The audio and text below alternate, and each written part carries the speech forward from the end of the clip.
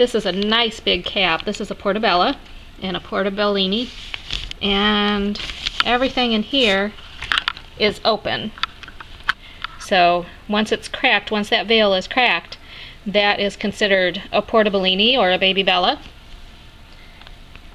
If it was closed, it would be called a Crimini, but it's all the same mushroom. So in the instructions, I mentioned using a flour sack towel as a humidity tent.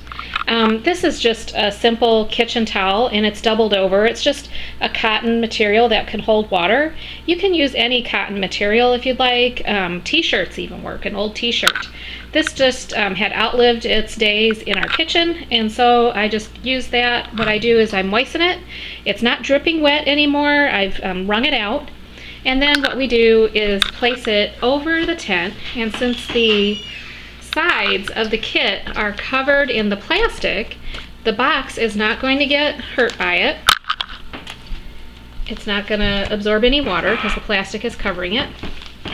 And then this is one way to do that. You leave a little bit of airspace, kind of like this side over here. This is a little bit too much right now, but it will actually, and at some points in time, you might want to do it that way. You may want more airflow in there, especially during the humid time of the year, which we're coming into with summer. So I wanted to show exactly how these Portabella look. So I brought down the box tabs, and I'm holding them down with the plastic liner. And so you can see some of these are actually pretty leggy, like this one here. Maybe that one could have been picked a little sooner, but pretty much all of them are really very nice looking Portabella. And you can see in here, when you see the top of the surface here, we'll go into this into more depth, but you see some of the pins are still alive, and they're lighter in color, and some of the pins are definitely already gone. They're not going to do anything. Now that one's alive, but you can see over here, this really... Okay, so to pick your mushrooms with the Portabella, you see how the two stems are coming together, they're merging down there. What we want to do is kind of tilt that mushroom and then twist it just slightly, and it will release from the bed, so you'll have very little stump to come off. Now I'm going to pass this over to my son. He's going to go ahead and cut the end off. There we go. There we go. So now we have two beautiful caps in there. And we don't want to take too much of that stem, because that stem is delicious unto itself. So we go down close to the ball, or close to the root ball, and cut right there.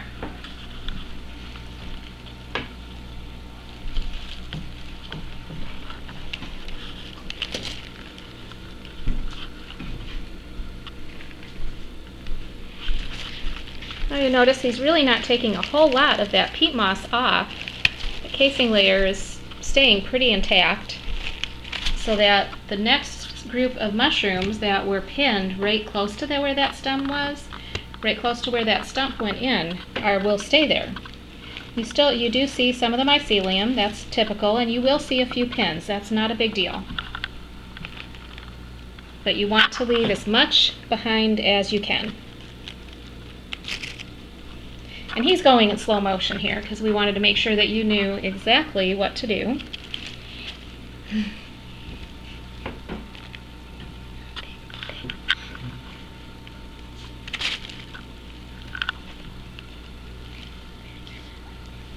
That's beautiful pick.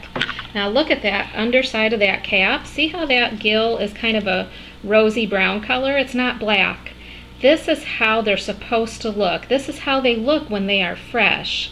If they're black gills, that means that they're very old, and they may have grown old on the bed themselves, but if they have a dark gill, that means that they're very old.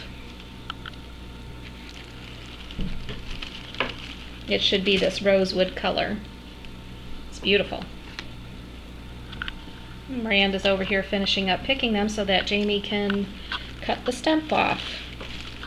Okay, so in the box itself, we can see living pins and we can see pins that are dead. See this little guy here, that really dark brown? He's dead, and so Joey is going to bring his little finger in here and he's going to take that pin out because it's not necessary to keep it. And here's another one that's just below the soil, and we're going to get rid of that one. And you don't have to remove these little tiny dead pins. They'll just shrivel up and go away. But if you want to, you can take them off. It does somewhat help sometimes to take them off, so that way no mold might be attracted to grow right there, because, you know, anything dead. And that's just normal.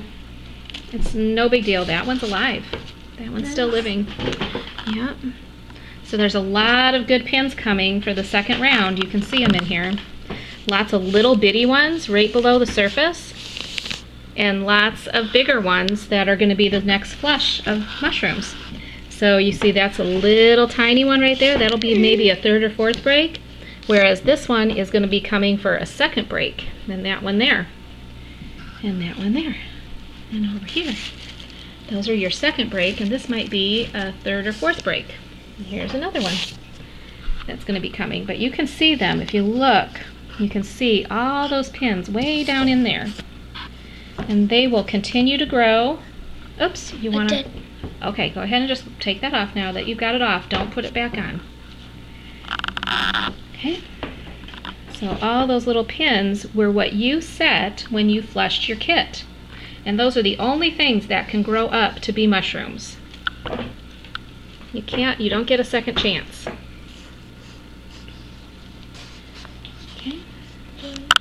Okay, now that we've picked off all the mushrooms, we're going to get a nice dose of water on here. Yes, we do have some mushrooms on here that are babies that are going to be coming for your second break.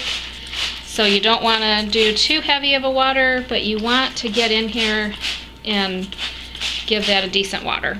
Okay, that's all this kit really requires right now, because we're going to be putting that cloth on it for a humidity tent, and the casing layer is still nice and moist.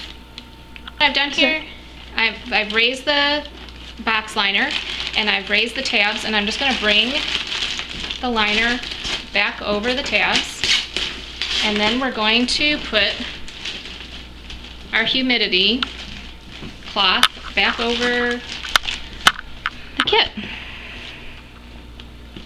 Okay, now you'll notice that I'm leaving about an inch on each side so that air can come down and exhaust through there. And if we have a breeze or anything, this will kind of help dampen the breeze of people or pets walking past the kit, so that way the mushrooms don't get hit by excessive airflow.